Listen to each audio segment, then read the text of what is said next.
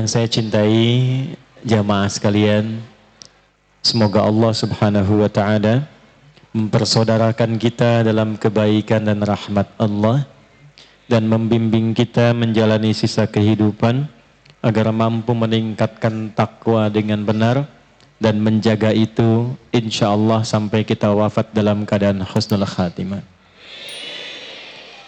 Allah berfirman dalam Quran surah ke-3 Ali Imran di ayat 102, Ya ayyuhalladzina amanu taqullaha haqqa tuqatih wa la tamutunna illa wa antum muslimun. Hei semua yang telah menyatakan diri beriman. Yang tidak beriman tidak hai. Hei yang telah menyatakan diri beriman pada Allah Subhanahu wa taala. Buktikan keimananmu dengan menunaikan takwa secara serius selama kamu hidup. Dan jaga itu sebagai bekal terbaik. Pastikan saat ajal tiba, engkau menjadi pribadi yang baik, yang mendamaikan dan patuh kepada Allah Subhanahu wa ta'ala. Patuh, baik, mendamaikan, menenteramkan, itu bahasa Arabnya muslim. Jamaknya muslimun. Ketika kita mengatakan saya orang Islam, saya muslim, maka ciri pertamanya ditandai dengan patuh kepada Allah Subhanahu wa taala dan Rasulnya. Kepatuhan itu yang memberikan kedamaian pada diri kita, ketenangan, dan saat yang bersamaan memberikan ketenangan dan kedamaian pada orang-orang yang bergaul dengan kita dan kehidupan sekitaran kita. Jadi kalau kita mengaku muslim, tapi tidak memberikan ketenangan pada orang yang berinteraksi dengan kita dan hadir di sekitaran kita, maka keislaman kita perlu pembuktian lebih.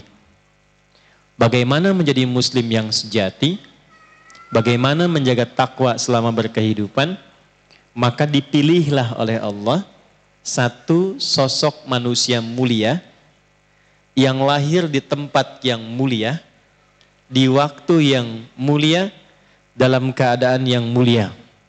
Dialah Nabi kita, Nabi Muhammad sallallahu alaihi wasallam. Saking mulianya beliau dan pentingnya kita mengikuti tuntunan yang telah Allah rincikan kepada beliau, maka semua itu dilekatkan dengan syahadat kita kepada Allah. Karena itu saat seorang muslim bersyahadat dan dikuatkan dalam setiap solat untuk mengingatkan itu, maka kita katakan asyhadu alla ilaha illallah. Bagaimana cara berasyhadu alla ilaha illallah? Saya bersaksi tidak ada yang dipertuhankan kecuali hanya Allah saja, dan tidak ada yang disembah kecuali hanya Allah saja. Bagaimana cara menuhankan Allah dan cara menyembah Allah?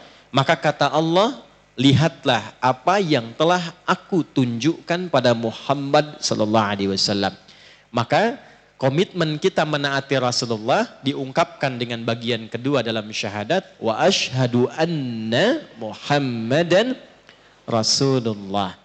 Menariknya, semua aspek hidup kita, dari mulai bangun tidur sampai tidur lagi, itu telah lengkap diajarkan oleh Allah kepada Rasulullah sallallahu alaihi wasallam untuk diteruskan kembali kepada seluruh umatnya agar dipraktekkan.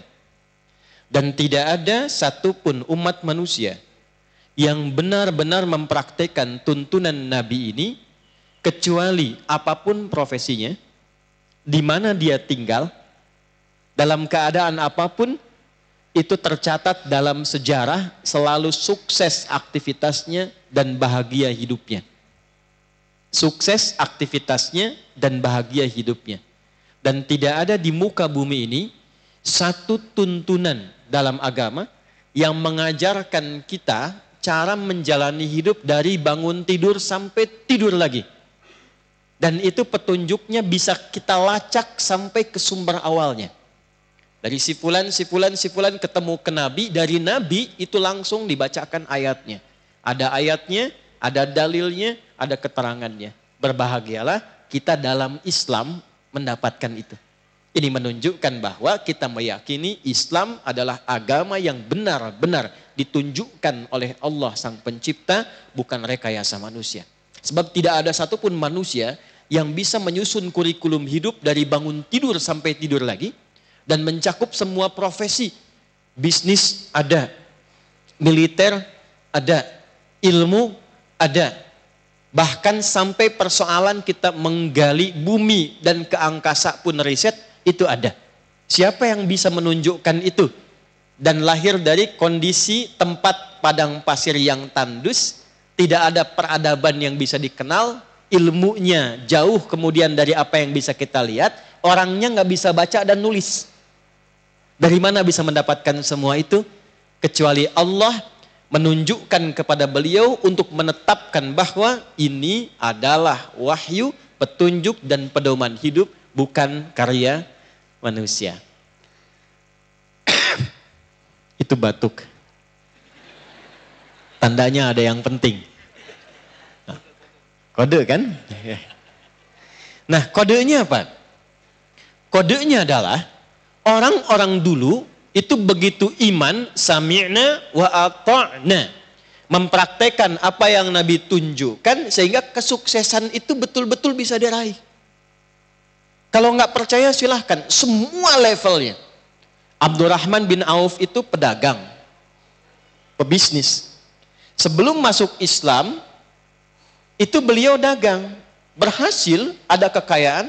Tapi perhatikan setelah masuk Islam, turun ayat-ayat bisnis, ayat-ayat dagang, Nabi tunjukkan cara dagang yang benar. Setelah itu terjadi perubahan dalam dagangnya.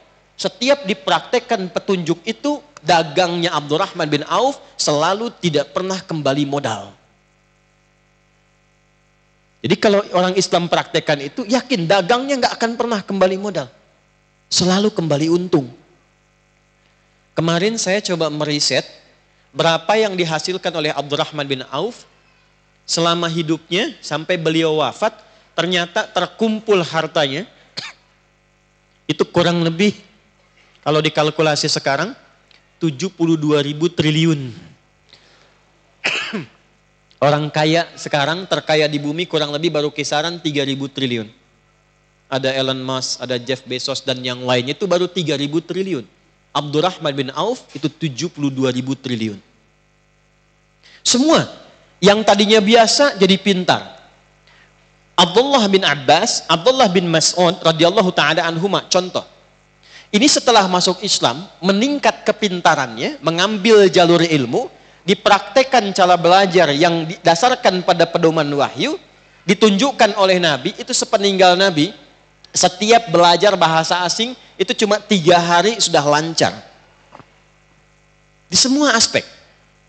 Amr bin As, seorang diplomat, sebelum kenal Islam, biasa saja. Pintar tapi biasa. Setelah masuk Islam sepeninggal Nabi, itu cuma jalan ekspedisi. Dari mulai Mesir, ke Libya, ke Tunisia, Maroko, Aljazair, berhenti kemudian di Syam. Terakhir di Syria. Semua tempat yang dilewatinya itu berubah jadi suasana kota berkemajuan. Penduduknya masuk Islam tanpa peperangan. Dan hebatnya semua tempatnya maju. Sampai Afrika Utara, itu dulu itu menjadi provinsi. Afrika Utara provinsi. Dan panglimanya namanya Tariq bin Ziyad. Gubernurnya Musa bin Nusair. Satu kekuatan panglimanya diminta bantuan dari Andalusia. Sekarang Iberia, Spanyol, Portugal, daerah-daerah situ tuh. Ya. Daerahnya Ronaldo, kemudian Xavi Hernandez dan sebagainya. Daerah situ. Ya terserah. Ya. Itu minta bantuan, dibantu ke situ, datang pasukan muslim untuk bantu, dibebaskan dari kungkungan penganiayaan, dibantu membangun kota, hasilnya jadi peradaban 7 abad di Eropa. Sampai sekarang jejaknya masih bisa dilihat.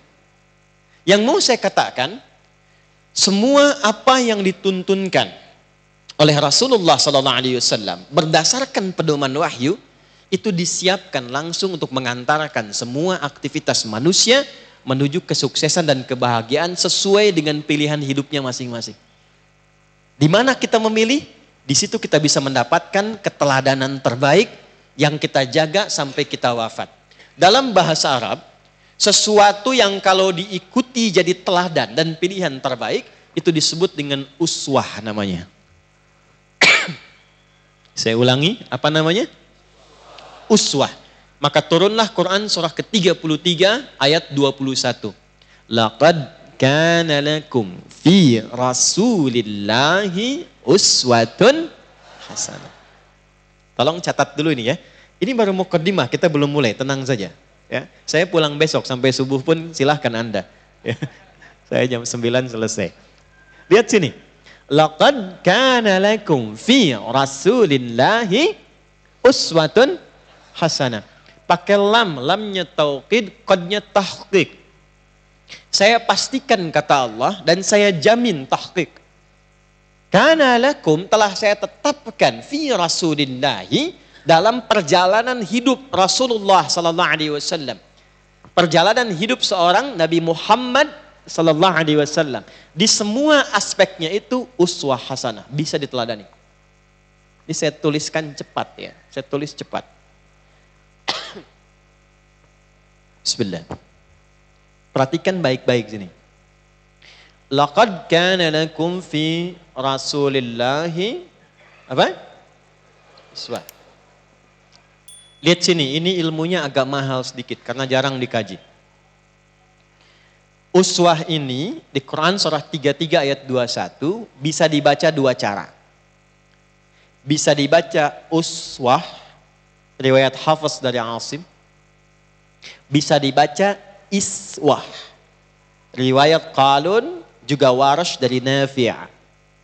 Jadi kita bisa baca ayat ini dengan misal laqad kana lakum fi rasulillahi uswatun hasanah atau laqad kana lakum fi rasulillahi iswatun hasanah.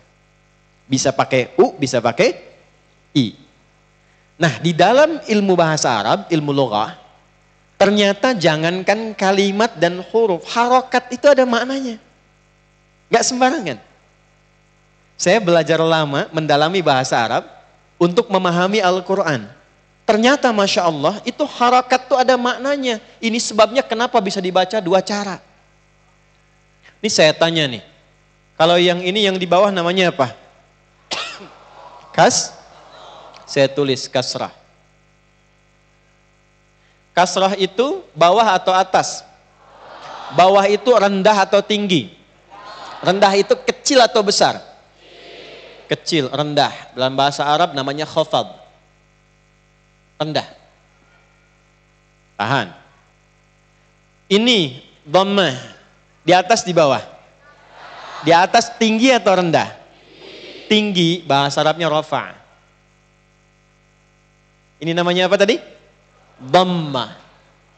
Perhatikan baik-baik ya, perhatikan baik-baik.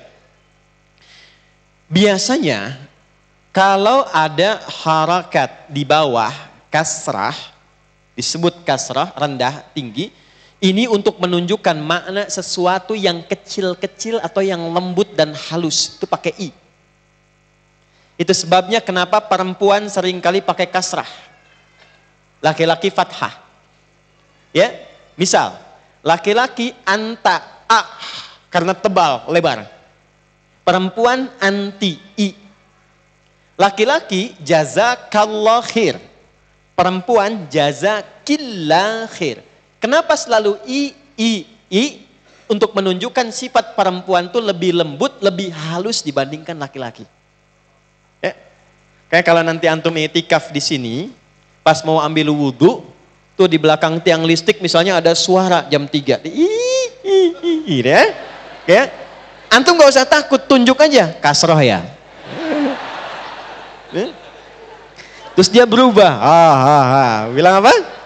Fathah. Oke.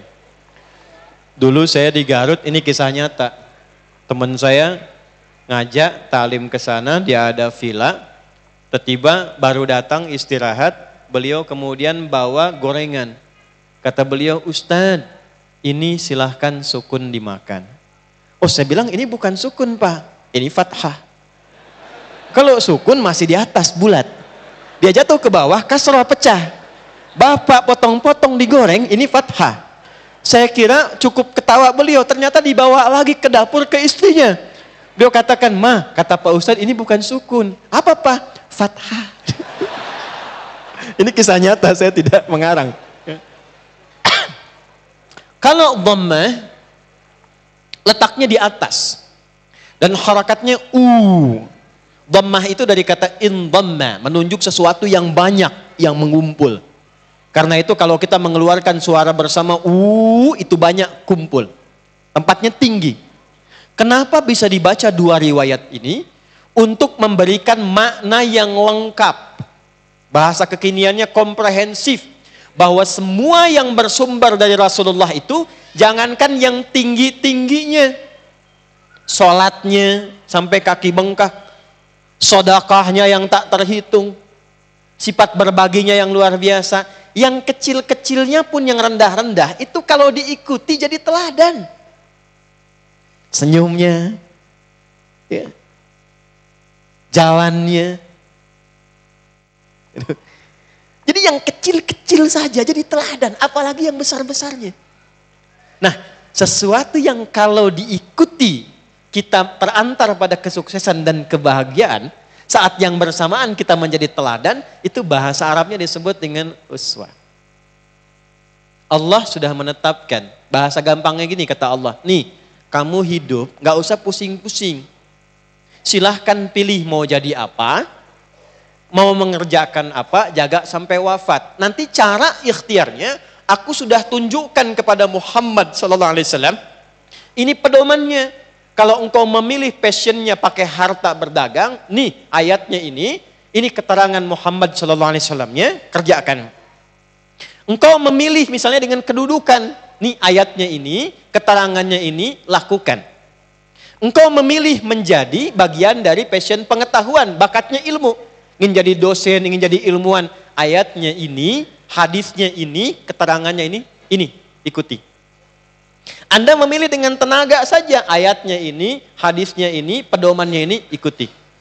Dan semua yang pernah merujuk ke situ dimanapun, itu selalu sukses dan berhasil membangun tempat di mana dia bertapak. Jadi kalau orang Islamnya benar mempraktekkan, itu tempat dia tinggal terbantu.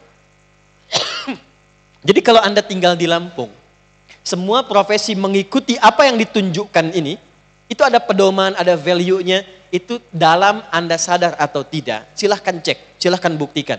Itu pasti Lampung menjadi kota yang maju, mencerahkan dan jadi teladan. Tidak cukup dengan amin, praktekkan dulu. Untuk pembuktian. Jelas? Jelas? Baik, karena sudah jelas saya cukupkan pengajian malam hari ini. Jelas? Sudah setengah jam saya terangkan, belum jelas juga. Baik. Nah, ini mukaddimahnya. Karena itu, kenapa saya katakan ini? Karena kita akan memulai satu kajian yang baru. Pada satu topik yang sekarang banyak dilupakan dan orang lupa serta kita kehilangan itu. Kita kehilangan itu. Apa topik kajiannya? Topik kajiannya sederhana saja. Judul kajian yang akan kita buka dan insya Allah saya akan buatkan semacam silabusnya. Sehingga setiap datang itu kita akan tahu apa yang akan dipelajari. Judul kajiannya As-Sunnah An-Nabawiyah, dalam bahasa kitanya 24 jam bersama Rasulullah SAW. Kita akan belajar insya Allah aktivitas kegiatan Nabi dari mulai bangun tidur sampai dengan tidur kembali.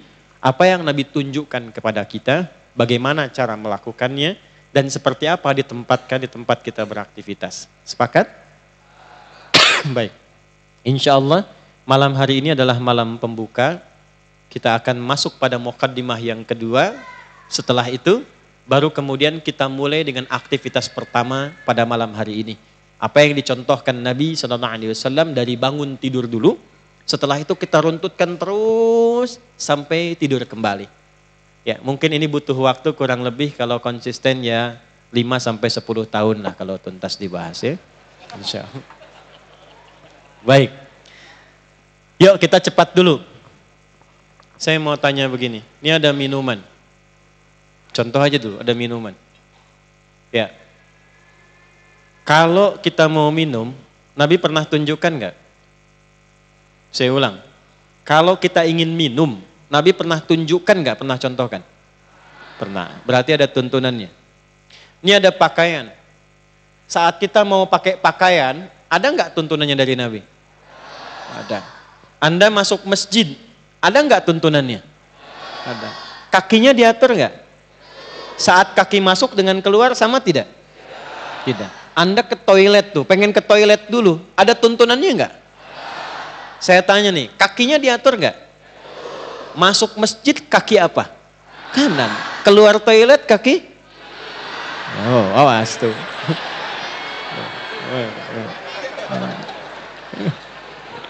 Ulang. Masuk masjid kaki, keluar masjid kaki, masuk toilet kaki, keluar toilet kaki. Aturan dari mana itu? Tuh. Pertanyaannya, ada apa di balik semua langkah dan aturan itu? Pernah kita pelajari nggak? Itu maksudnya apa? Jangan cuman kita masuk masjid kanan, keluar kiri. Itu anak kecil juga tahu, Joni. Akhirnya masuk. Tapi buat kita, maaf, itu maksudnya apa? Kenapa mesti yang kanan? Terus kalau antum jeli, doa masuk dengan keluar beda. Saya ulangi, doa masuk masjid dengan keluar masjid sama tidak? Itu ada hikmahnya. Nah ternyata di semua tuntunan itu bukan sekedar meminta kita bacakan ini, lakukan ini. Tapi di dalamnya ada pesan dan petunjuk kenapa mesti menjalani demikian dan hikmah apa yang bisa kita dapati saat kita menjalani itu. Sebelum kita masuk ke situ, gampangnya seperti ini. Anda kalau masuk masjid kaki kanan bukan sekedar masuk, tapi diikuti untuk meneladani Rasulullah SAW. Anda minum dengan tangan kanan misalnya, bukan sekedar ingin minum, tapi ingin mengikuti tuntunan sunnah Rasulullah SAW. Maka yang pertama yang kita dapatkan, satu, kita mendapatkan aspek spiritualnya dulu sebelum material. Jadi kita akan mendapatkan 3 keuntungan. Satu, ada aspek spiritual.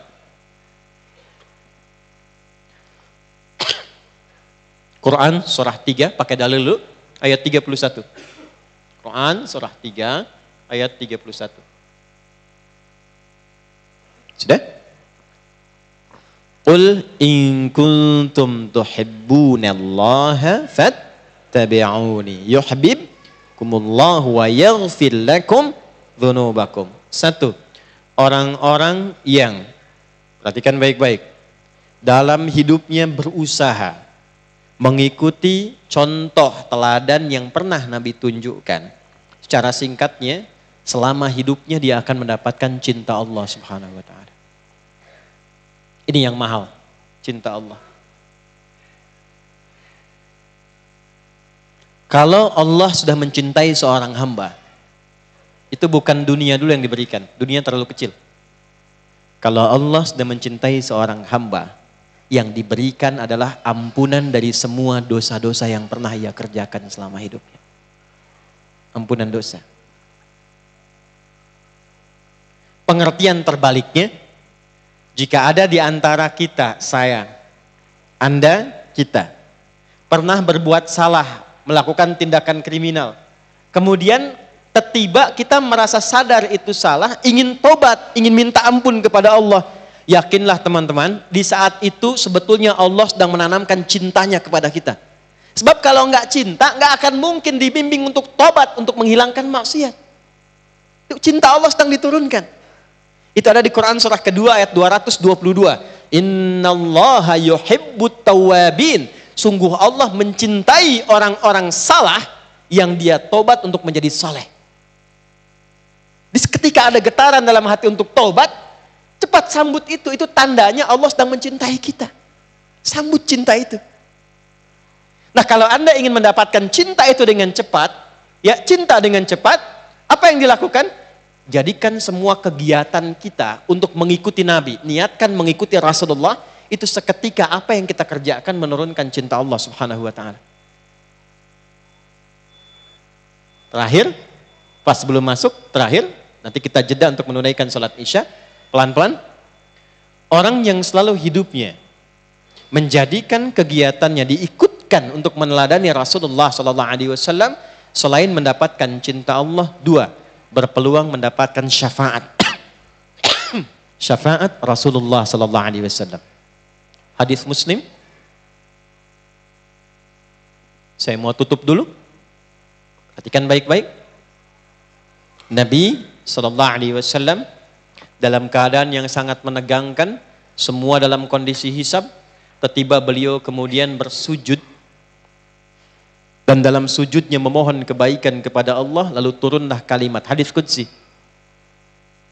Ya Muhammad, irfa' ra'sak sal tu'ta.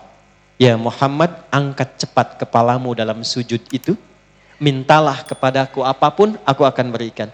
Maka Rasulullah memintakan syafaat kepada Allah subhanahu wa ta'ala.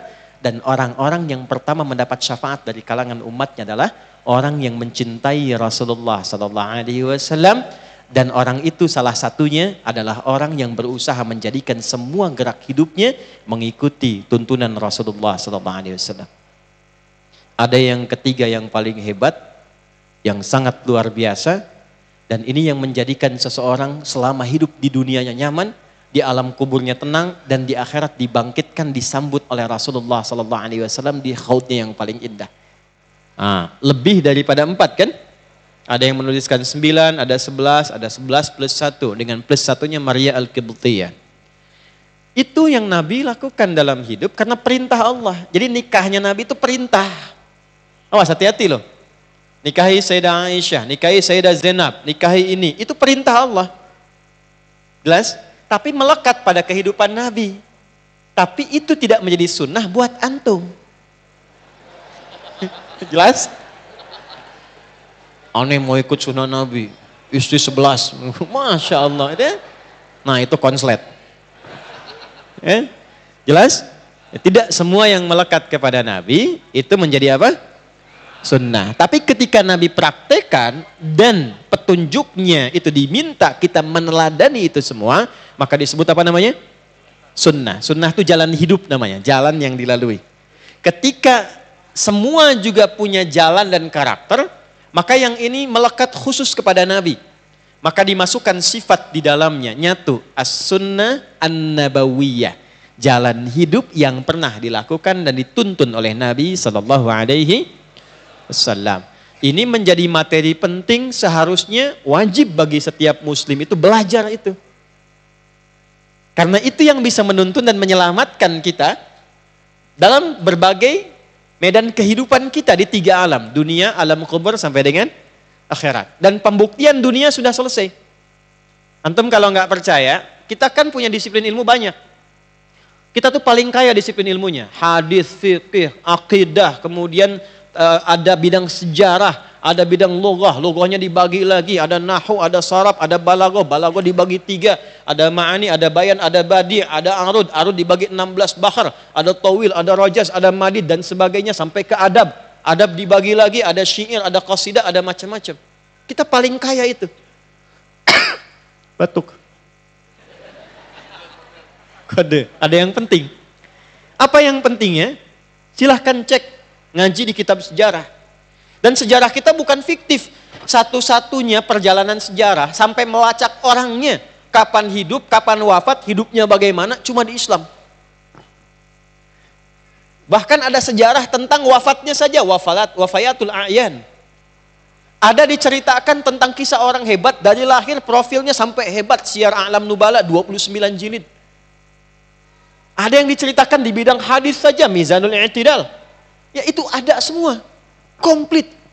Silahkan Anda cek orang-orang yang pernah mengikuti Nabi di eranya dan diikuti lagi oleh orang generasi setelahnya. Silahkan cek dalam sejarah, buktikan apakah mereka sukses atau tidak. Buktikan saja. Bandingkan Abu Bakar, Umar, Utsman, Ali radhiyallahu taala anhum jami'an sebelum masuk Islam dengan setelah masuk Islam. Buktikan. Setelah itu beda generasi, masa tabi'in, silahkan cek. Imam Mujahid, Ikrimah dan sebagainya. Ya, itu kan awalnya apa? Awalnya itu cuma asisten. Muridnya Ibnu Abbas radhiyallahu ta'ala anhuma. Asisten. Bahkan di masa itu, asistennya itu ada yang menyebutnya dengan budak. Dan Islam datang membebaskan perbudakan. Cuma jadi asistennya seorang alim. Sahabat junior. Dan saudara Nabi SAW, itu tiba jadi ulama besar. Begitu Ibnu Abbas radhiyallahu ta'ala anhuma meninggal, itu Mujahid jadi ulama besar. Ikrimah jadi ulama besar. Cek lagi setelahnya tabi'in di generasi awal-awal itu.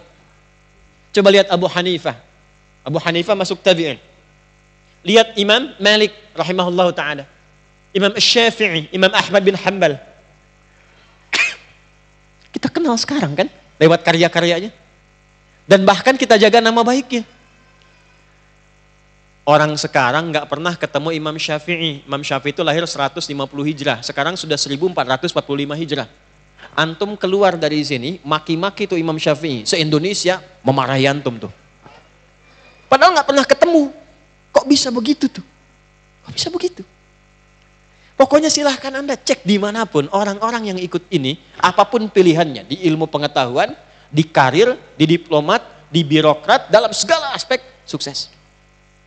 Dan hebatnya saat dia sukses diperintahkan oleh agamanya, bangun dengan kesuksesanmu itu negerimu, bangun kampungmu, bangun kotamu.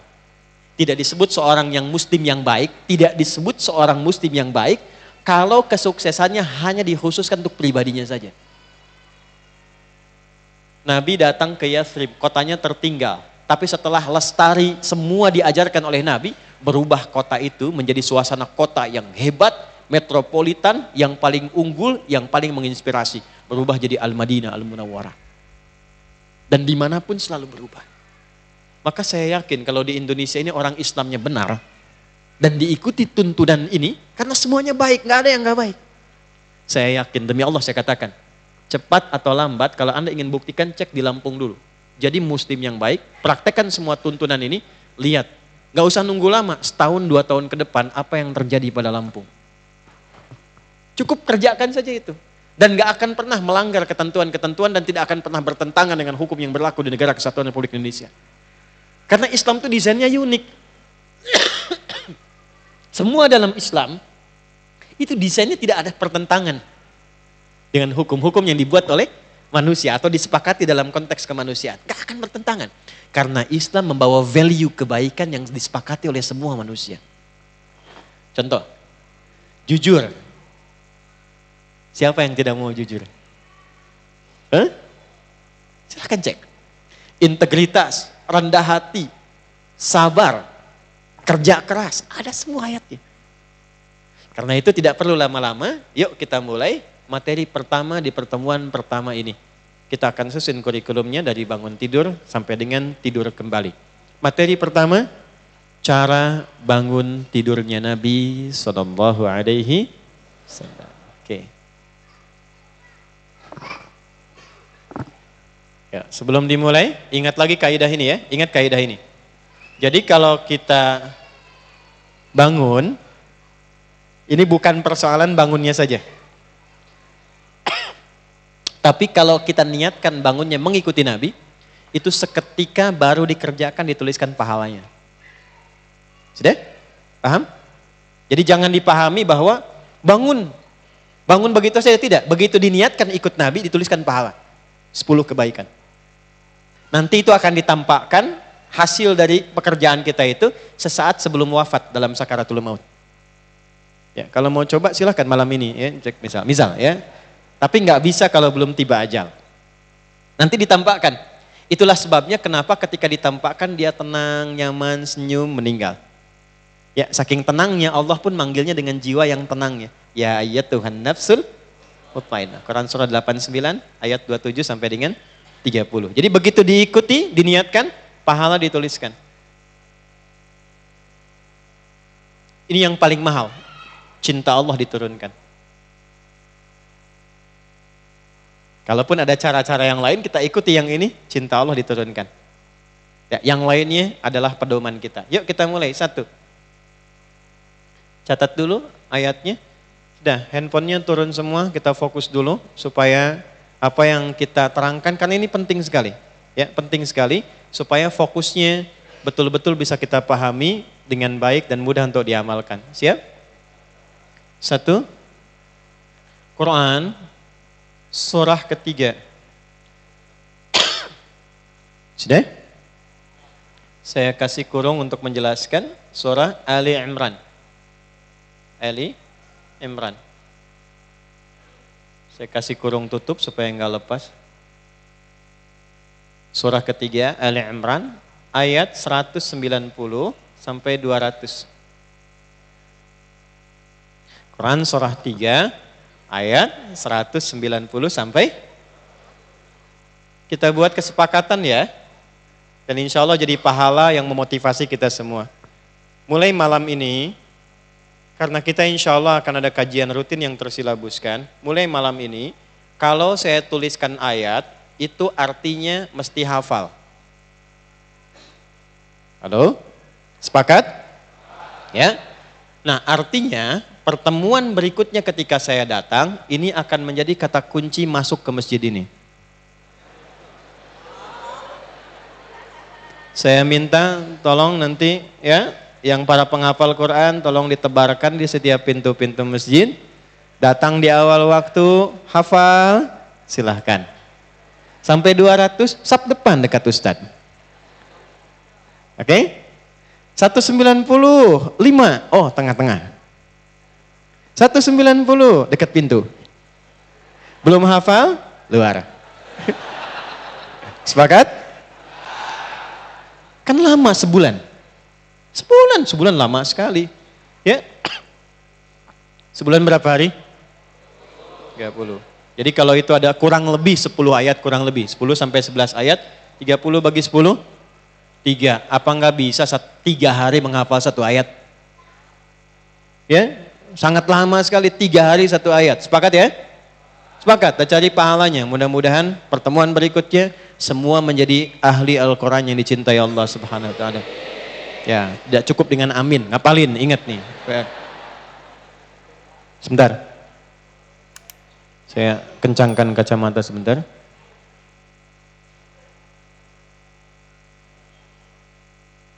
Saya cuma lihat wajah-wajahnya aja ya. Baik. Jadi pekan depan saya udah tahu tuh. Kalau kesini lagi bulan depan, nah ini ada wajah-wajah ini tuh. Ingat ya, janjian kita. Jangan potong rambut dulu antum. 2. Hadisnya. Yang paling lengkap dulu ambil di Abu Daud. Sunan Abu Daud. Nomor hadis 1367. Sudah? Kalau ingin ambil jalur yang kuat secara sanad di hadis Muslim bisa. Nomor hadis 763. Sudah? Kalau kira-kira di kitabnya beda cetakan atau ada ikhtisar, ambil rawinya, periwayatnya. Periwayatnya Ibnu Abbas radhiyallahu taala anhuma. Nama aslinya Abdullah. Ibnu Abbas, anaknya Abbas dikenal dengan Ibnu Abbas radhiyallahu taala anhuma. Yuk, 2 ini dulu. Kita membahas insya Allah selalu pakai dalil. Quran, hadis, karena ini pelajaran sunnah mesti ada hadisnya. Nanti pertemuan berikutnya saya bawakan contoh kitabnya supaya bisa ditunjukkan. Kalau perlu nanti saya kopikan dulu supaya teman-teman mendapat bagiannya dan nanti tinggal kami upload, Anda tinggal download saja dari situ ya, sehingga masuk ke handphone masing-masing. Sepakat? Alhamdulillah. Yuk siap-siap. Hadis nggak perlu dihafal kalau ini. Hadis itu tidak menuntut hafalan. Dihafal bagus. Dihafal bagus, tapi tidak menuntut hafalan. Hadis itu yang penting paham, lakukan. Kalau Quran dihafal setiap hurufnya ada pahala. Setiap hurufnya. Dan paling banyak nyari pahala itu menghafal Quran. Paling banyak. Ya, sebab setiap satu huruf itu 10. At-Tirmidzi nomor hadis 2910. Man qara'a harfan min kitabillahi falahu 10 hasanat. Siapa yang baca Quran 1 huruf saja dapat 10 kebaikan. Dan gak ada orang baca Quran itu cuma 1 huruf. Nun, lumayan. lumayan 10, ya. Nggak ada. Pasti banyak. Nah, yang menghafal itu mustahil ada yang satu, dan kalaupun satu pasti diulang-ulang. Diulang-ulang. Nggak ada orang yang menghafal Quran cuma sekali baca. Alif Lam Mim. Dzalikal kitabu dzalikal kitabu dzalikal kitabu dzalikal kitabu la raiba fi la raiba fi la raiba fi dzalikal kitabu la raiba fi hudan lil muttaqin hudan lil muttaqin dzalikal kitabu la raiba fi hudan lil muttaqin. Hitung berapa huruf, yang bisa ngitung saya kasih hadiah umrah. 1, 2, 3, waktu habis. Nah, nggak ada orang baca ngapalin Quran tuh nggak mungkin cuma sehuruf, nggak mungkin sekali baca. Berapa pahalanya tuh? Maka jadikan motivasi itu ya. Hafalkan, ini hadisnya. Yuk kita masuk ke hadisnya dulu. Langsung saja. Qala an Ibnu Abbas radhiyallahu taala anhuma. Hadis diriwayatkan dari Ibnu Abbas radhiyallahu taala anhuma. Kalau di pembuka hadisnya, bata Ibnu Abbas radhiyallahu taala anhuma fi baiti Sayyidati Maimunah radhiyallahu taala anha. Satu kali Ibnu Abbas itu ingin menginap di rumah bibinya Sayyidah Maimunah, istri Nabi SAW. Kurang lebih posisinya di sini nih. Nanti kalau satu kali umrah atau haji, teman-teman bisa cari posisi. Kalau pas berangkat dengan saya, nanti saya bisa tunjukkan insya Allah. Jadi kalau ini tempat untuk sa'i, ya, ini Safa. Ini Marwah di sini. Ya. Nggak usah begini Pak, nggak akan kelihatan dari belakangnya. Nggak apa-apa. Ini saya hapus saja dulu biar gampang. Tapi saya ingatkan gini, ini materi penting banget. Ya. Saking pentingnya, susah dihapus tuh. Jadi saya bayangkan aja, lihat sini. Udah gambarkan aja gini. Susah dihapus. Ini, lihat ini. Ini anggap menara Zam-Zam tuh. Yang ada jam gadang besar itu, jam gadang Arab. Ya. Ini menara Zam-Zam. Ini Safa, Hotel Safa. Nah, nyebrang ke sini. Ini ada jalan sini, jalan. Ini ada istana itu.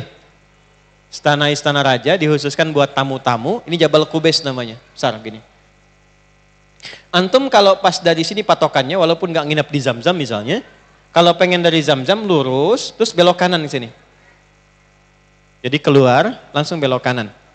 Kalau sekarang karena sedang ada perbaikan, itu kita harus ke sini pakai pakaian ihram. Kalau nanti sudah normal, langsung belok kanan ke sini. Begitu ke kanan, cirinya gampang. Di sini ada pos security nih sini. Ya, yang di atas istana, atasnya ini pos security di sini, belok ke arah sini. Nanti CCTV-nya warna putih, ngadepnya ke sini, batasnya warna merah, ada yang jaga di sini.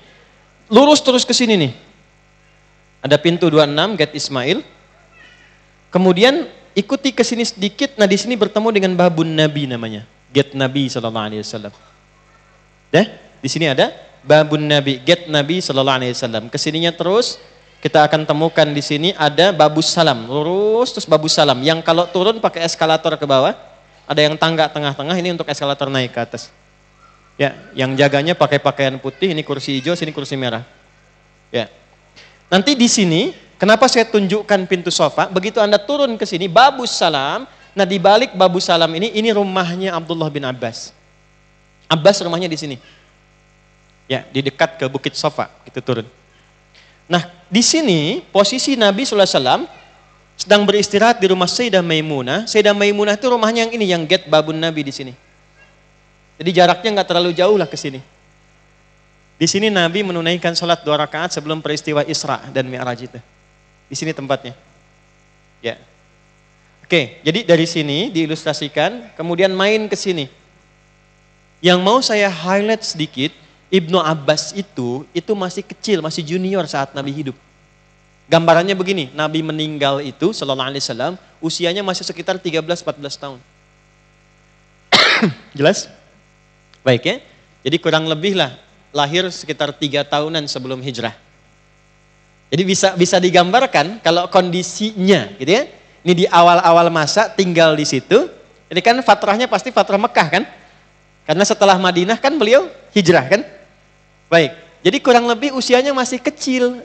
2 ke 3 tahunan begitu. Ya, usia berapa? 2 ke 3 tahunan. Yang ingin saya katakan, pamannya Nabi SAW, ayahnya Abdullah, namanya Abbas. Abbas itu pedagang Pak. Bu. Jualan. Dan riba pertama yang dipraktekkan dan dibebaskan oleh Nabi itu riba pamannya. Tadinya beliau banyak praktek riba, seperti rentenir sekarang.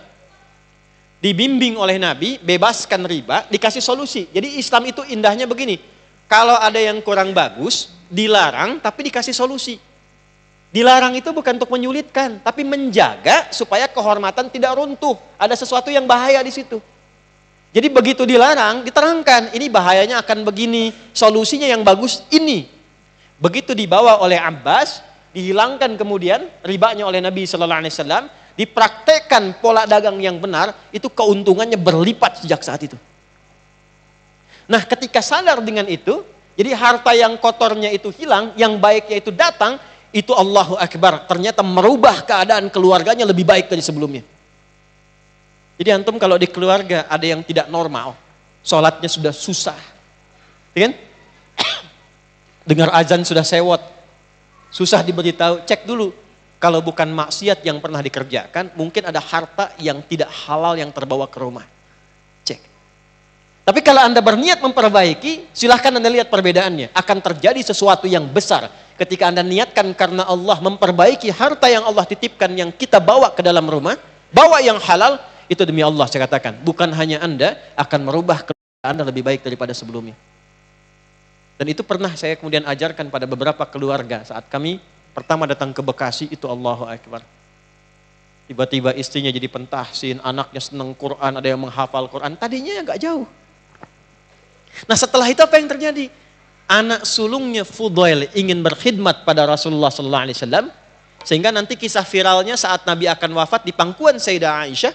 Kan viral Nabi meminta air wudhu dulu kan? Nah itu yang bawakan air wudhunya namanya Fudail bin Abbas radhiyallahu ta'ala anhuma. Makanya istrinya disebut dengan Ummu Fudail atau Ummu Fadl.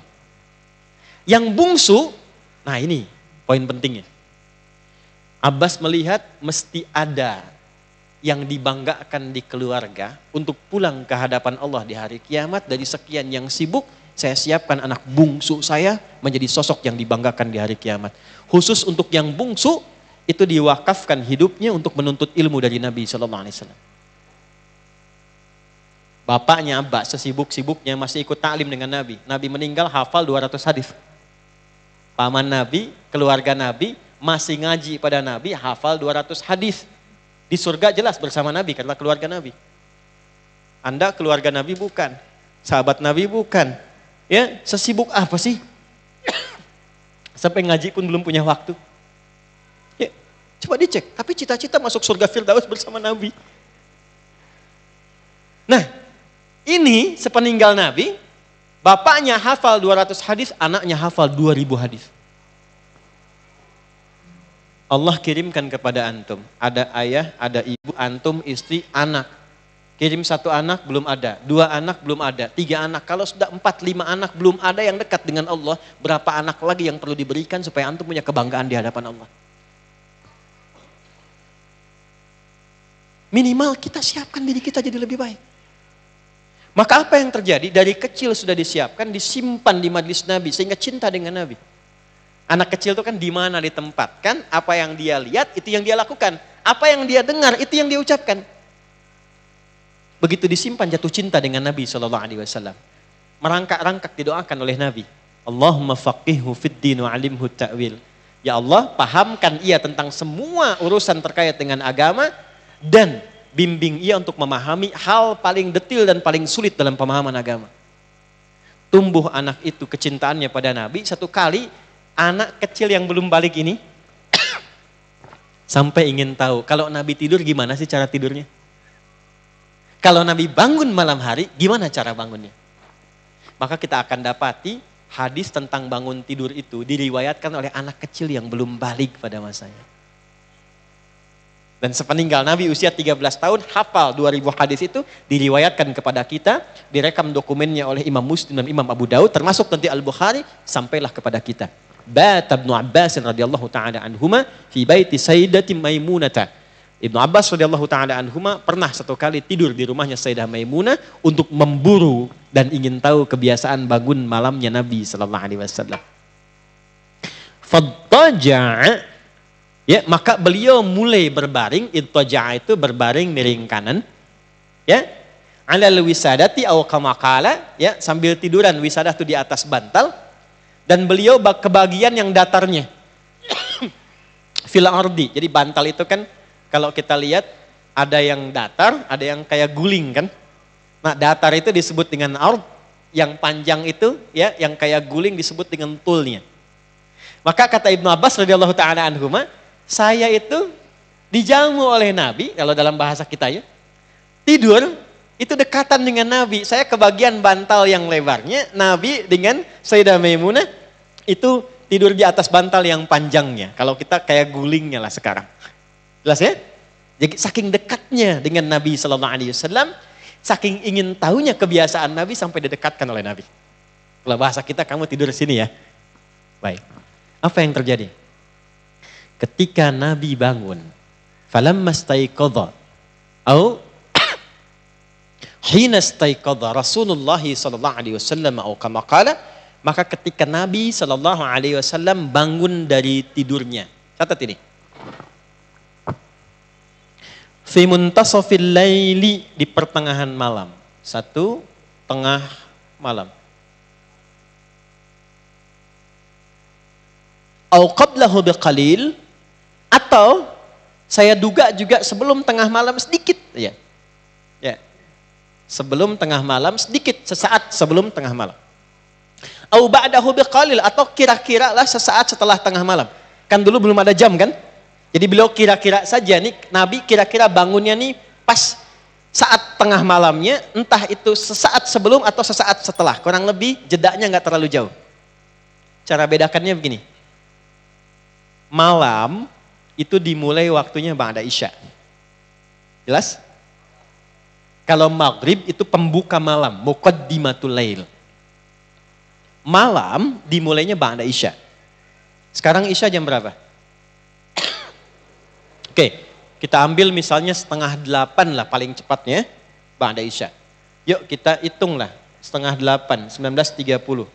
19.30. Subuh jam berapa? Oke, ambil langsung bulatnya saja, misalnya jam 4.30. Kita hitung, 19.30, 7.30, ya kan? Kemudian 8.30, ya, 9.30, 10.30, 11.30, kemudian 12.30, setengah 1, setengah 2, setengah 3, setengah 4, setengah 5. Ulangi ya. Setengah 8 ke setengah 9 kita hitung 1 kan? Jadi setengah 8-nya nggak dihitung kan? Ulangi lagi. Setengah 9 kan 1 jam. Setengah 10, setengah 11, setengah 12, setengah 1, setengah 2, setengah 3, setengah 4, setengah 5. Berarti berapa jam? 9. 9 bagi 2 berapa? 4,5. Yuk ikutkan di 4,5 berarti ya. Setengah 8 ke setengah 9. Setengah 9, setengah 10, setengah 11, setengah 12. Jadi setengah 12 kalau ditambahkan sedikit kurang lebih ke jam 12-an lah kurang lebih. 12 lewat. Pas tengah malam kan? Baik. Ini yang dimaksud awal malam, awal pertengahan malam. Oke? Bangunnya Nabi, nanti kalau kita lacak di hadis-hadis lain, itu beliau bagi kepada 3 bagian. Nanti ada sesaat setelah itu, rentang kurang lebih 1 jam, 2 jam. Jadi kalau di jam 12 tambah 1, 2 jam, jam berapa? Ambil paling ujungnya jam 2 misalnya. Oke? Nah sepertiganya di akhir. Tambahkan kurang lebih 1 jam atau 1,5 jam ke akhirnya. 2 tambah 1 berapa? Jam 3, kurang lebih jam 3 atau mendekat ke setengah 4, itu ujung malamnya. Jam 4:4 sudah masuk disebut dengan sahar namanya. Kalau 4.30 itu subuhnya. Jelas ya? Jadi kalau Anda ingin bangun 1/3 malam di akhirnya, itu kurang lebih antara jam setengah 3 ke jam 3 lah, ambil jam 3-annya. Itu sepertiga malam. Ujung sepertiga malam itu artinya mendekat ke subuh. Disebut dengan sahar. Mungkin sekarang jam 4 atau 4:04. Jelas? Halo, jelas? Baik. Maksudnya apa? Kalau mengacu pada hadis ini versinya Ibnu Abbas, Anda silahkan sesuai dengan kemampuan, satu, dan rencana bangunnya. Rencana bangunnya, mau bangun jam berapa? Biasanya Nabi itu mengukurnya dengan bacaan Qur'annya. Kalau pengen lama, beliau bangun lebih awal. Bangun lebih awal. Itu yang menjadikan rakaat pertamanya, maaf, Al-Baqarah sampai selesai. Ali Imran sampai selesai. An-Nisa sampai selesai. 5 juz 4 halaman. Tapi kalau misalnya pengen agak santai dekat ke subuh, ya Al-Baqarah 100 ayat. Sepertiga malam yang beliau bangun itu. Jadi silahkan versinya. Jadi yang pertama kali kita rincikan, mau bangun jam berapa itu, formulasi pertamanya, mau sepanjang apa tahajud yang akan kita lakukan? Jelas? Mau sepanjang apa doa yang kita mohonkan? Kalau memang mau menikmati bacaan, pengen mengulang-ulang Quran, pengen melancarkan dan memantapkan hafalan, pilih bangun yang paling awal. Kalau hafalan sudah banyak. Tapi kalau perasaan masih sedang cool, ya silahkan pilih ayat yang cool-cool. Mendekat ke subuh. Jelas? Ini poinnya. Rencanakan bangun. Lalu ukur. Makanya Nabi itu kalaupun mau bangun awal, tengah, atau akhir, itu selalu mengukur dengan durasi kegiatan beliau untuk istirahat sebelum tidurnya. Apa kegiatan sebelum tidurnya beliau? Kalau mau bangun lebih awal, itu gak banyak kegiatan. Nabi itu rata-rata habis Isya, hanya diskusi dengan istri sebentar, evaluasi, langsung istirahat. Ya, Nabi selama kehidupannya itu tidak pernah bergadang kecuali ada perlunya. Betul. Makanya rumusnya begadang jangan. Nah, begadang boleh kalau ada, ulangi, begadang itu jangan, tapi bergadang boleh kalau ada. Nah, paham nggak? Itu rumus. Kapan beliau bergadang? Kalau ada situasi penting untuk diskusi dengan sahabat. Diskusi, tapi masih tahajud malamnya. Istirahat. Kalau tidak ada keperluan itu, ngobrol dengan istri sebentar, evaluasi, langsung istirahat. Bangunnya lebih awal. Tergantung target bangun jam berapa untuk menikmati ibadah di keheningan malam dan doa. Terlepas dari bangunnya antum mau jam 1, jam 2, jam 3 atau setengah 4, bahkan jam 4 sekalipun, bagaimana cara bangunnya? Nah ini yang mau kita bahas. Lihat baik-baik. Qala kana an-nabiy sallallahu alaihi wasallam atau kama qala, adalah kebiasaan Nabi sallallahu alaihi wasallam, idza staiqadha min naumihi, kalau bangun dari tidurnya. 1, fajalasa, maka beliau duduk terlebih dahulu. Saya ulang ya. Kita mulai masuk pada poinnya. Ini sunnahnya. Kana an-nabiy sallallahu alaihi wasallam, adalah kebiasaan Nabi sallallahu alaihi wasallam, idza staiqadha min naumihi, kalau bangun dari tidur beliau, fajalasa, beliau duduk terlebih dahulu. Jadi kalau Anda ingin mengikuti sunnah Nabi, bangun dari tidur, begitu bangun duduk dulu. Dan niatkan bukan sekedar duduk, tapi mengikuti sunnah Nabi sallallahu alaihi wasallam. Itu indahnya, begitu Anda duduk dapat pahala. Catat ini ya. Yang kedua, cinta Allah turun. Awas, ini bukan main-main. Kalau nggak percaya nanti praktekkan. Niatkan mengikuti Nabi. Setelah itu, lihat baik-baik. Famasaha biyadihi min athari naumi. Step kedua. Maka kemudian beliau menghilangkan bekas ngantuknya dengan bagian tangannya yang bersih. Jadi jangan langsung berdoa. Sunnahnya bangun tidur, duduk dulu. Lalu hilangkan bekas ngantuk dengan bagian tangan yang bersih. Karena nanti ada redaksi lain. Kalau Anda bangun tidur, cuci tangan dulu, karena Anda tidak tahu kemana tangan itu berkelana saat tidur. Paham? Baik. Nah, karena itu, ini tidak bertentangan hadisnya. Anda kan bisa sadar saat bangun itu tahu bagaimana keadaan tangan. Karena itu pilih yang paling bersih, hilangkan bekas ngantuk. Jangan langsung berdoa. Jangan sampai bangun jam 3, duduk betul sunnah pertama. Yang kedua langsung doa. Alhamdulillah. Begitu sadar, jam 6. Ya. Nih, catat baik-baik. Doa itu panjatkan dalam keadaan sadar. Supaya kita bisa merasakan isinya. Jangan saat ngantuk baca doa. Makanya juga makruh orang ngantuk, sengantuk-ngantuknya sholat. Jangan. Istirahatkan dulu sebentar. Maka ketika sholat, ngantuknya sudah hilang, tenang kita, nyaman sholat. Pulang nih pekerjaan, ngantuk berat. Sunnahnya istirahat dulu, jangan dipaksakan tidur, jangan dipaksakan sholat. Takutnya begitu sujud gak bangun-bangun. Dan gak sadar bacaannya. Ya, karena ketika sholat dia ngantuk kan. Bahasa Rusianya kan nundutan gitu, begini lagi. Ya, itu nggak pas. Lakukan semua aktivitas itu dengan terukur. Hilangkan dulu ngantuknya. 2, 3. Ini belum baca doanya loh, belum baca doanya. 3, baru masuk ayatnya. Faqara akhawatim surah Ali Imran. Maka membaca kemudian penutup surah Ali Imran. Di Al-Bukhari di hadis Muslim dijelaskan dari ayat 190 sampai ayat 200. Sudah? Dari ayat 190 sampai ayat 200. Pada kalimat ini dimulainya.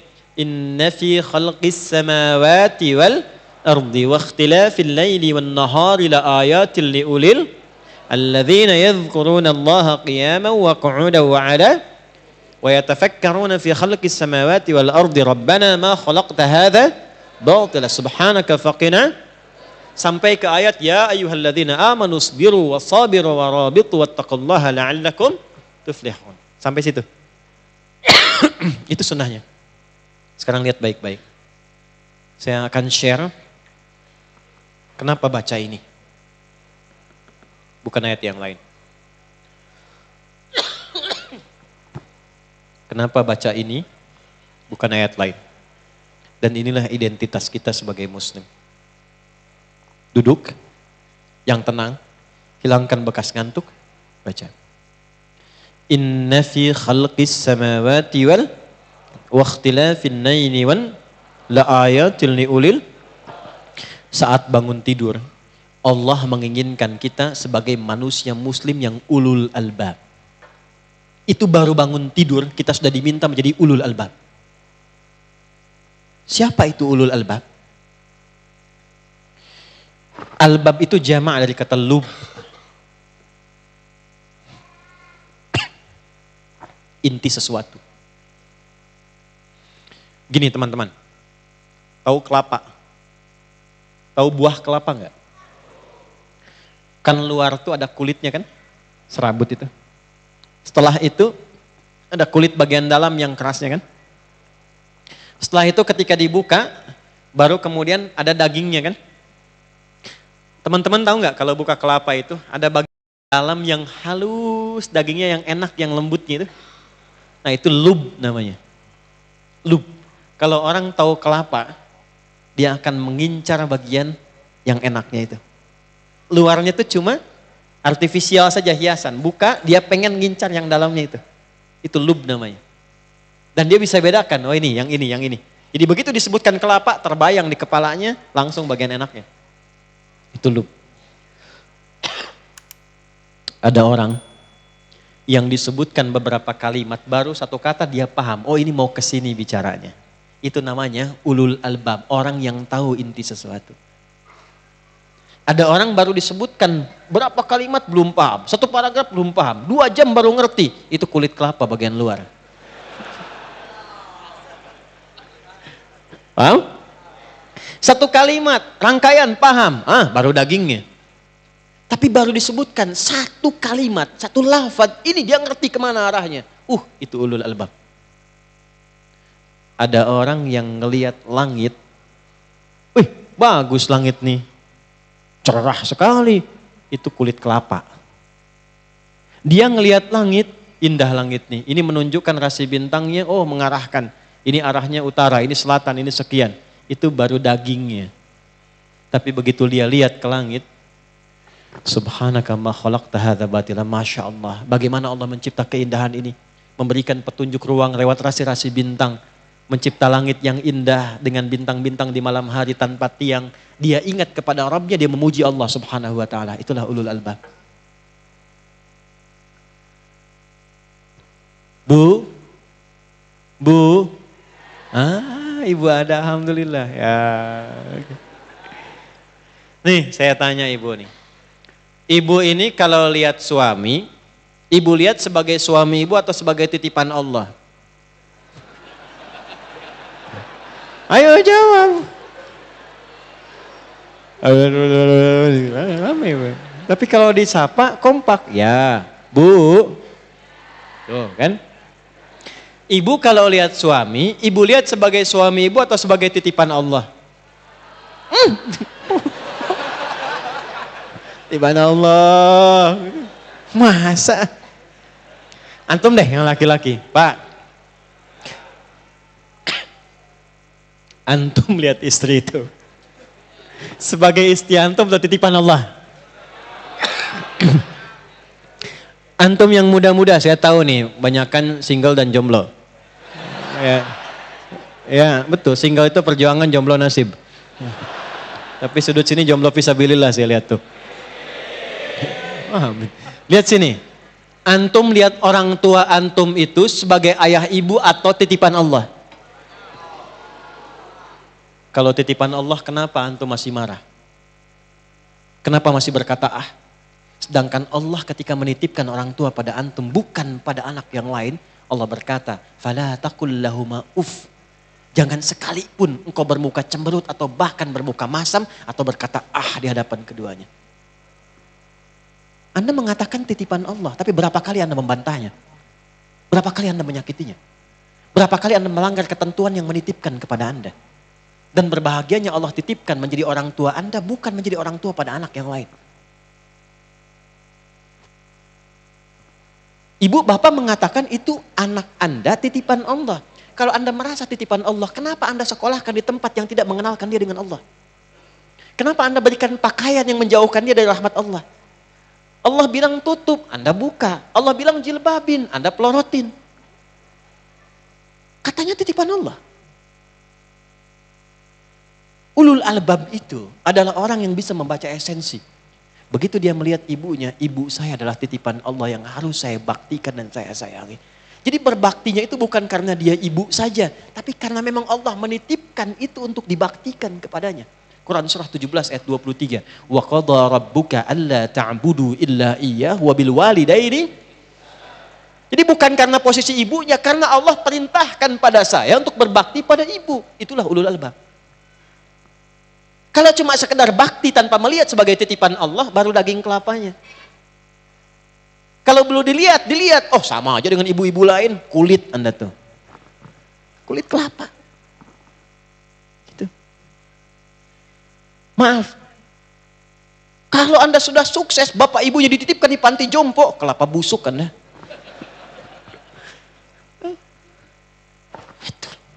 Itulah ulul albab.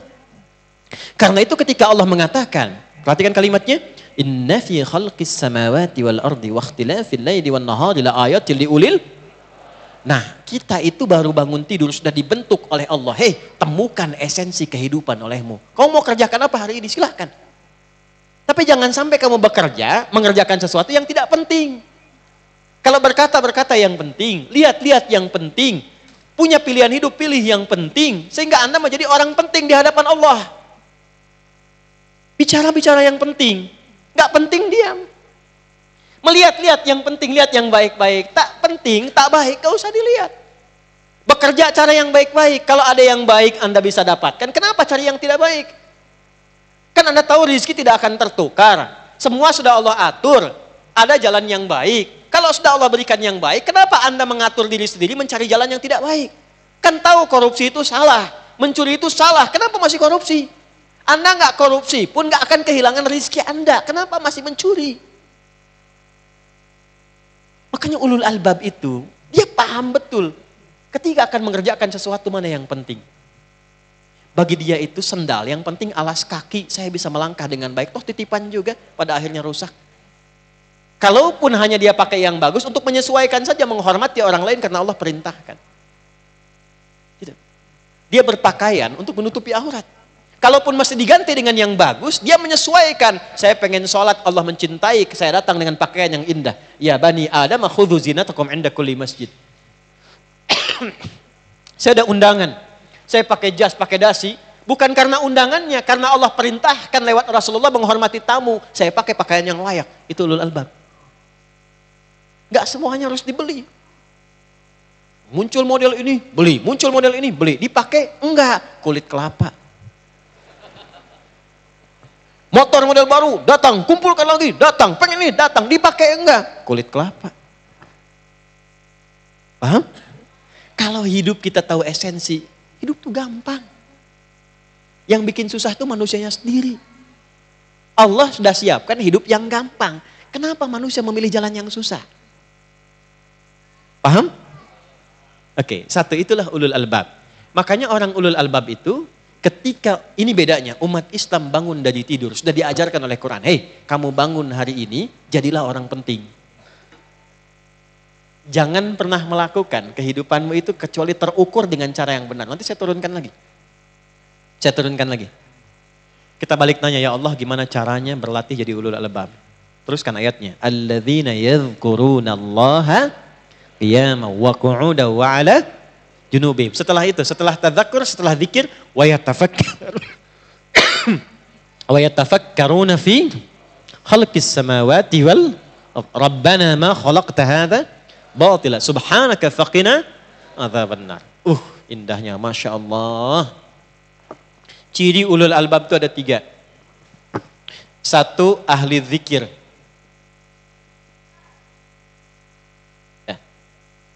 Sebaik-baik ya. Ini saya akan terangkan maksimal. Kalau saya sampai batuk terangkan ini antum belum paham juga. Dengan cara apa lagi saya masih terangkan? Saya pokoknya kalau dihisap saya lihat wajah antum tuh yang belum dicukur ya. Kalau antum belum paham juga saya akan, ya Allah waktu itu engkau mau mengetahui. Saya udah terangin sampai batuk-batuk. Ya, tapi belum dia mau praktekkan juga ya Allah. Kau maha tahu. Hati-hati mas. Saya paling hafal antum pokoknya tuh. Ya.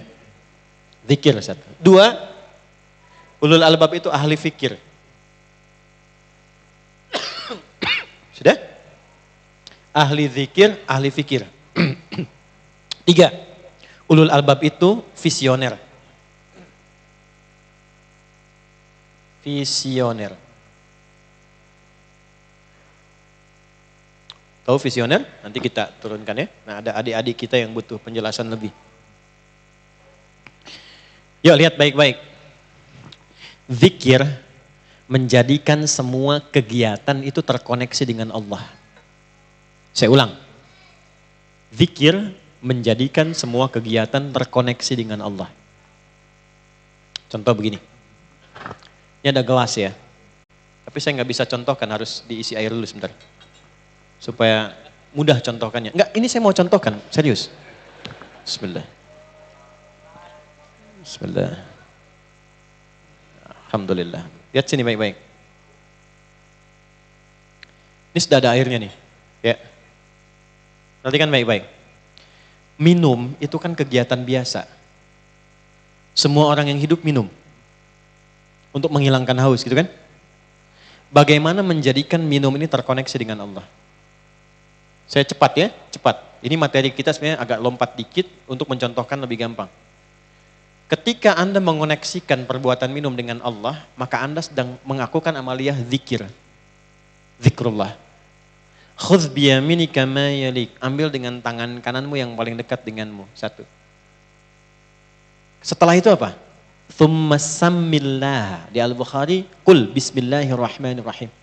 Untuk mengoneksikan kegiatan ini sebagai zikir, sebelum diminum sebut nama Allah. Bismillahirrahmanirrahim. Sudah? Saya ulangi. Khudz biyaminika ma yalik. Ambil dengan tangan kananmu, sampai sini masih adab, netral. Karena umumnya orang minum dengan tangan kanan, pada umumnya. Tapi koneksi menjadi zikir terjadi ketika qul bismillahirrahmanirrahim. Sebut nama Allah bismillahirrahmanirrahim. Paling singkat bismillah. Di bismillah itu paling singkatnya. Ingat ya, paling singkatnya. Yang lengkapnya bismillahirrahmanirrahim. Baru minum. Bismillahirrahmanirrahim. Saat minum telah dilakukan, satu kali diminum, ucapkan Alhamdulillahi Rabbil. Kalau mau minum lagi, boleh. Contoh. Setelah itu, Alhamdulillahi Rabbil. Bolehkah sampai 3 kali? Boleh. Bismillahirrahmanirrahim. Alhamdulillahi Rabbil. Enggak, saya bukan karena haus mau minum, bukan. Saya ingin contohkan. Jika minum dilakukan begini, itu bukan cuma minum, itu Anda sedang mengamalkan aktivitas zikir. Zikrullah. Perhatikan riwayatnya. Jika ada yang minum seperti ini, maka setan tidak akan pernah mendapatkan bagian dari minuman itu. Maka sekalipun minumnya cuma 1 teguk, 2 teguk, 3 teguk, itu jadi energi yang mengantarkan Anda pada kebaikan. Jadi zikrullah itu fungsinya apa? Kalau makan menyebut nama Allah, minum menyebut nama Allah, maka makanan itu menjadi energi bagi Anda mengerjakan yang baik-baik. Mau sholat gampang, baca Quran gampang. Karena ada zikrullahnya. Jadi kalau Anda makan minumnya banyak tapi nggak jadi energi untuk kebaikan, itu kurang zikir namanya. Makanya berkahnya sedikit. Dikit berkahnya. Jelas gak?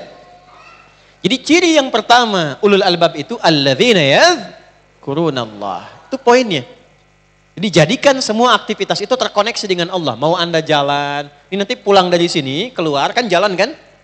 Nah saat jalan tuh ingat Allah, beda dengan yang gak ingat Allah. Kalau Anda ingat Allah keluar dari sini, itu gak akan pernah tertukar sendal. Gak akan tertukar sendal karena ingat Allah. Gak ada orang pakai sendal orang lain pakai bismillah, itu gak ada. Bismillahirrahmanirrahim. Gak ada. Gak ada orang minum minuman haram pakai bismillah, gak ada. Dan ketika dia membawa bismillah pada yang haram, itu bukan hanya Allah yang mencela. Makhluk semuka langit dan bumi pasti akan menghinakannya. Gak percaya silahkan bikin konten makan makanan haram pakai bismillah. Langsung dapat laporan besoknya Anda tuh. Gak percaya silahkan, karena itu udah fitrah. Udah fit, Allah menempatkannya sebagai kalimat baik, ketika diolok-olok dipermalukan, jadi pelanggaran. Itu sudah otomatis. Itulah zikrullah. Saya cuma mau tanya, dari semua kegiatan yang kita kerjakan, berapa yang jadi zikir? Berapa yang jadi zikir? Dan itu ada pahalanya teman-teman, ada pahalanya. Yang kedua, ada amalia fikir. Wa yatafakkaruna fi khalqis samawati wal ardh. Fikir itu merumuskan sesuatu dengan terstruktur dan terukur. Nih, bangun tidur itu kita sudah dibimbing oleh Quran. Hei, kamu sudah punya rumusan kegiatan belum di hari ini? Apakah pekerjaan kamu meriset di antariksa? Wa yatafakkaruna fi khalqis samawat. Ada enggak yang hubungannya dengan langit-langit tuh? Astronomi. Ya? Cek antariksa misalnya. Cek, sekarang banyak kegiatan di langit. Orang sekarang aja sudah merencanakan migrasi ke bulan.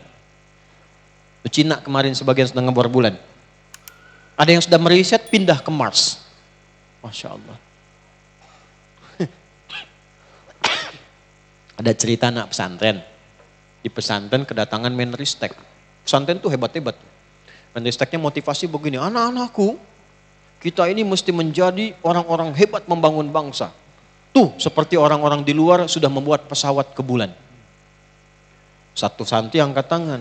Pak Menteri, kalau bikin pesawat ke bulan itu belum hebat, kita akan bikin menuju matahari. Kata menterinya, nggak bisa, belum nyampe udah kebakar nanti, karena meleleh logamnya. Santri nggak mau kalah. Pak Menteri, kalau gitu kita berangkatnya habis maghrib aja katanya.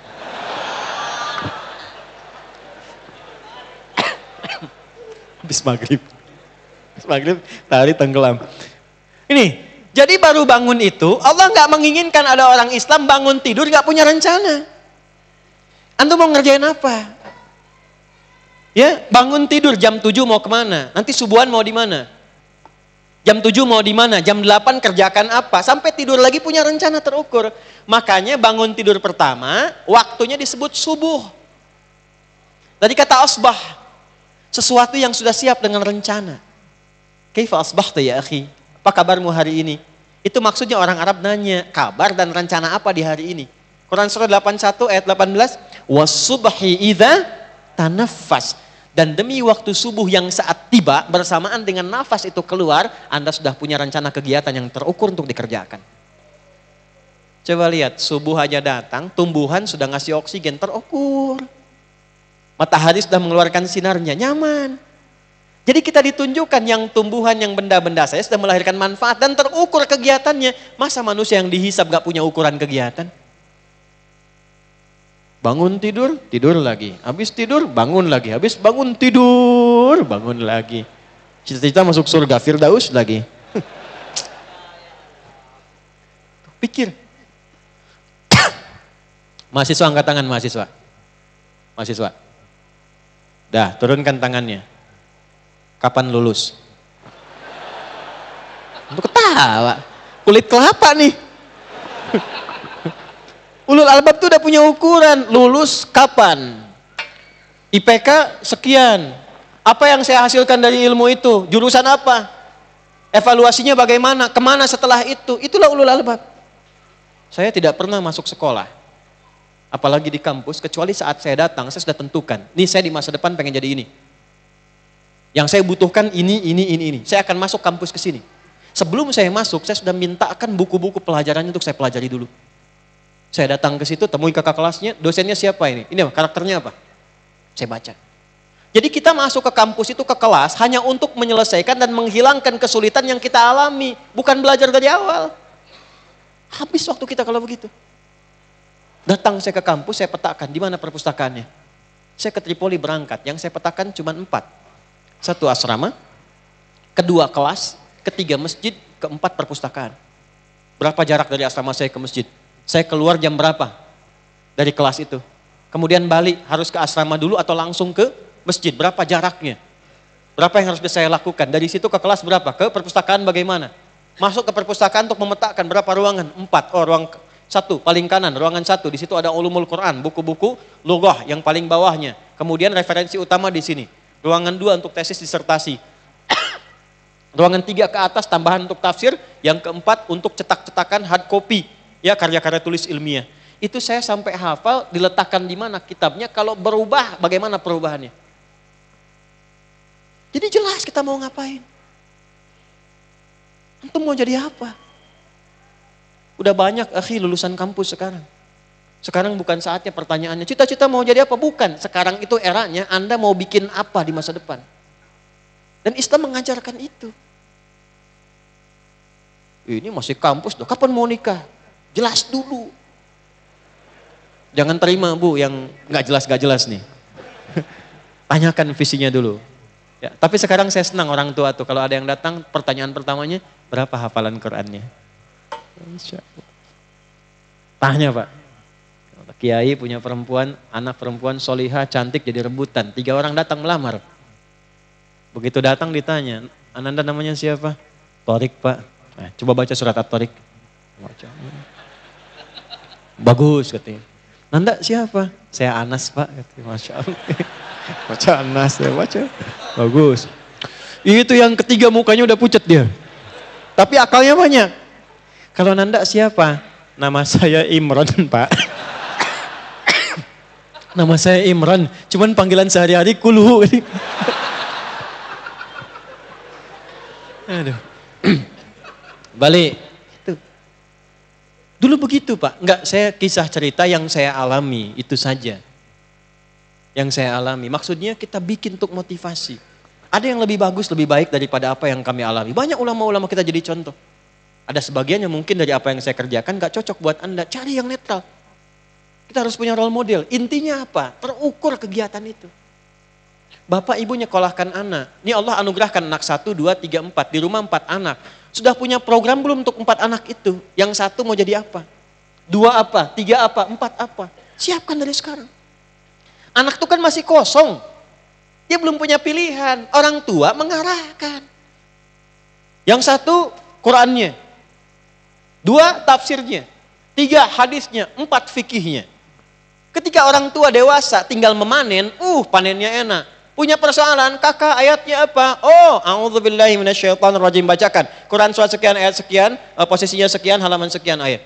Ade nomor 2, tafsirnya apa? Oh begini, begini, Abi. Hadisnya apa? Dek bungsu, oh begini. Fikihnya bagaimana? Ini hukumnya. Pengajian kosong. Beres semua. Karena terukur. Itu ahli fikir. Kita tuh baru bangun sudah dilatih begitu. Saya cuma mau tanya nih, dari sekian banyak yang dijelaskan, berapa yang dipraktekkan? Besok bagaimana? Bukan bagaimana besok. Engke kumaha, bukan kumaha engke. Nanti bagaimana, bukan bagaimana nanti. Siapkan dari sekarang. Itulah ahli fikir. Yang terakhir, rumuskan kegiatan itu secara visioner yang panjang. Jangan cuma dunia. Yang kaya banyak dunia. Tapi kekayaan dunia itu memberikan bekal kaya tidak di alam kubur. Ke akhiratnya bagaimana? Karena itu teruskan.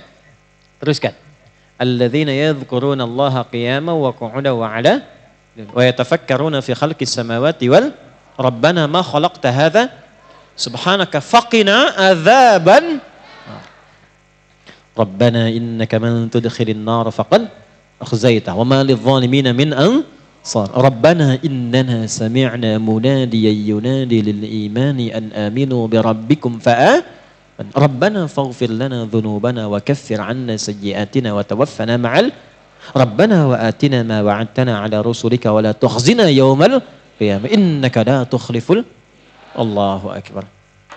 Bikin visi panjang. Nih antum kerja ini sampai dapat uang buat apa? Buat kaya. Setelah kaya mau ngapain? Ngumpulin ini, setelah ngumpulin itu buat ngapain?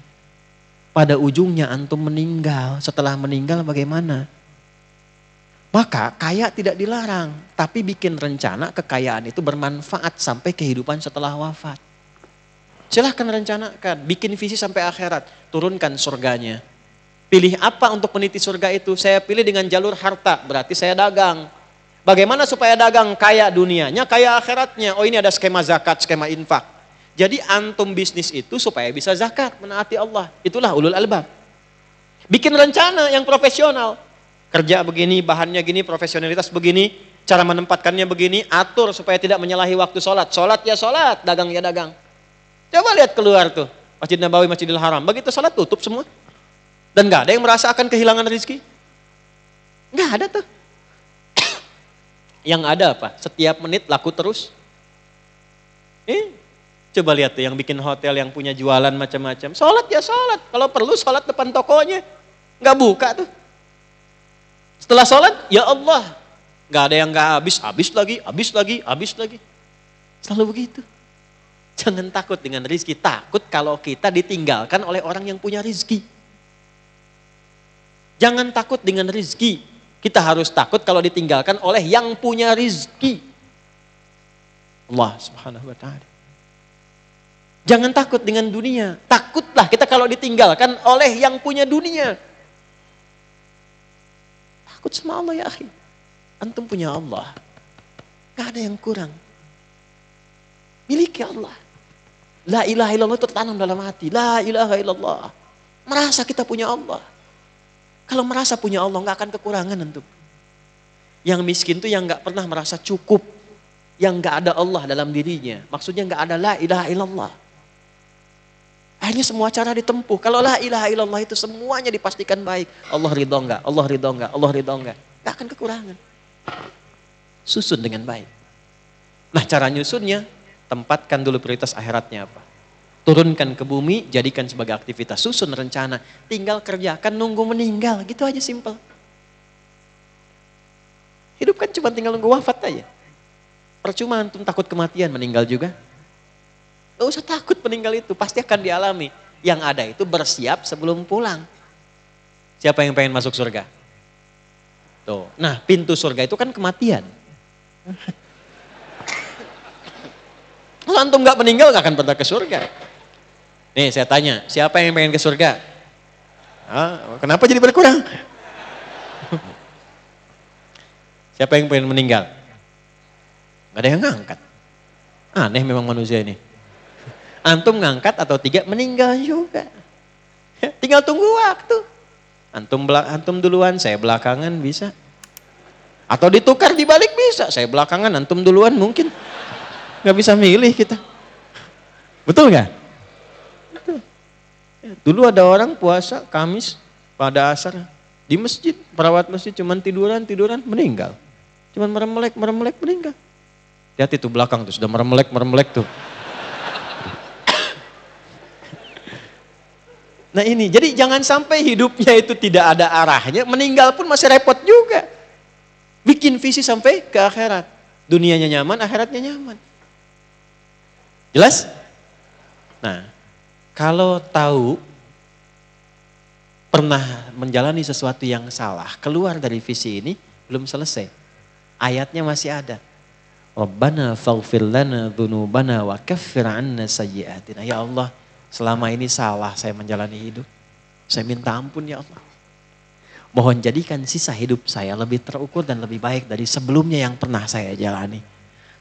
Mau usia berapapun, mau 40, 50, 60, 70 tahun, Anda keluarkan zikir ini di pertengahan malam, mohon kepada Allah, maka digugurkan semua dosa-dosa yang pernah dilakukan di masa lalu yang buruk-buruk, Allah ganti sisa hidup Anda dengan lebih baik dibandingkan dengan yang sebelumnya. Dan sisa hidup Anda itulah yang akan dikenang oleh orang-orang saat Anda meninggalkan dunia ini. Kan banyak sahabat Nabi yang sepuh-sepuh masuk Islam lantas meninggal dunia. Tapi yang diingat oleh orang, apa?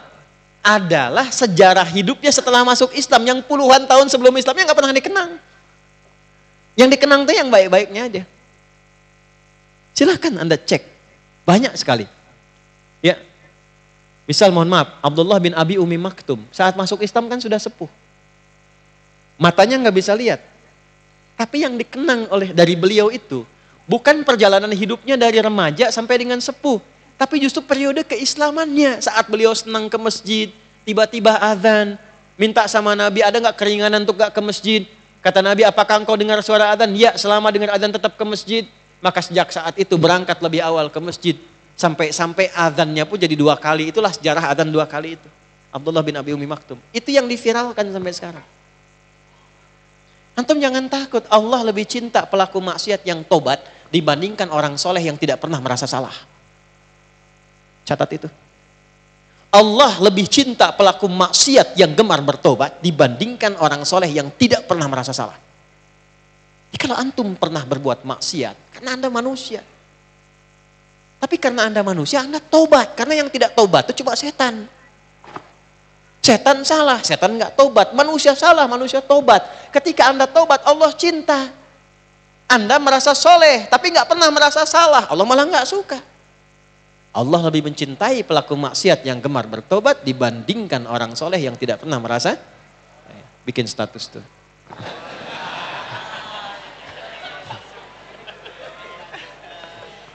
Paham? Baik. Saya langsung ke ayat 200-nya. Ya ayyuhalladzina amanu sabiru wasabiru warabitu wattaqullaha la'alakum tuflihun. Tapi membuat itu enggak mudah kata Allah, mesti sabar. Sabar. Bikin planning itu sabar. Menjalaninya sabar karena enggak mudah. Kalau pengen kuat untuk bersabar, wasabiru, kuatkan kesabaran itu, warabitu, jangan berjuang sendirian. Ini kan banyak, tadi saya tanya, mahasiswa mana? Angkat tangan banyak. Ini yang banyak ini kenal nggak dengan satu dengan lainnya? Ya. Coba angkat tangan lagi, yang mahasiswa angkat tangan. Kan banyak ini. Antum kesini itu saling kenalan nggak? Coba kalau antum saling kenalan, laki-laki aja, perempuan.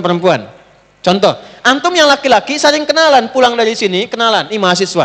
Mana? Yang satu ini A, satu B, satu C. Setelah itu antum bikin grup untuk saling menguatkan. Akhi, ketemu yuk kita nanti Jumatannya di sini. Akhi, gimana kalau kita bikin grup untuk hafalan Quran? Akhi, antum jurusan apa? Oh sama, aneh juga jurusan itu. Kita belajar sama-sama yuk. Pernah nggak melakukan itu? Jadi kalau kita sudah bisa saling mengingatkan, itu ringan menjalaninya. Itulah warabitu. Dan kompak menjaga ketakwaan si Allah Subhanahu wa taala. Ini dari yang datang, berapa banyak yang dagang. Dari yang dagang ini pernah nggak antum menjalin silaturahim untuk mengeratkan? Dan saling merekomendasikan. Ini ada pedagang beras, ini pedagang sayur. Ini agen rumah, ini macam-macam. Pernah nggak duduk sama-sama, kumpul saling merekomendasikan? Ini zamannya aplikasi, bikin aplikasi. Yuk teman-teman yang butuh sayur, yuk ke sana ya, sayurnya enak banget. Ini yang butuh beras, sana teman kita jualan beras. Ini yang sedang nyari rumah, nih teman kita developer di sini secara syar'i misalnya. Pernah nggak itu dipakai? Lalu saling istiqomah. Teman-teman jangan sampai riba ya, teman-teman jangan sampai menipu ya, teman-teman jangan kurangi timbangan ya, itu mahal. Kenapa nggak nyari surga dengan bisnis antum? Kenapa nggak nyari surga dengan pelajaran antum? Kenapa nggak nyari surga dengan birokrasi antum? Itu baru bangun tidur, disuruh begitu kita, itulah ulul albab. Dan itu berita baiknya, kita sebagai muslim berbahagia, cuma di Islam kita temukan itu. Ini menunjukkan agama ini benar. Dan saat benar pun kita dilarang memaksa orang lain. La ikraha. Dan diminta menghormati keyakinan lain. Lakum dinukum. Dan diminta menguatkan keyakinan diri kita sendiri. Poinnya. Jelas? Setelah itu barulah baca doa untuk menguatkan tekad kita. Doa itu di akhir. Selama ini doa di awal kan? Coba baru bangun langsung kan? Alhamdulillahilladzi ahyana ba'dama amatana wa ilaihin. Nah, padahal letaknya itu setelah sadar ini, sadar terstruktur, baru masuk itu intinya, intisarinya. Perjanjian komitmen kita sama Allah saat bangun dari tidur. Nah sekarang apa lengkap doanya? Lengkapnya seperti apa? Maknanya apa? Maknanya apa? Lengkapnya ditemukan di mana? Gimana cara bacanya? Bagian terakhir. Itu kita akan bahas di pertemuan selanjutnya insya Allah. Ya, maka silahkan dimulai. Mudah-mudahan dengan kajian ini kita mendapatkan ridha Allah Subhanahu wa taala. Allahumma taqabbal minna innaka antas sami'ul alim wa tub 'alaina innaka antat tawwabur rahim.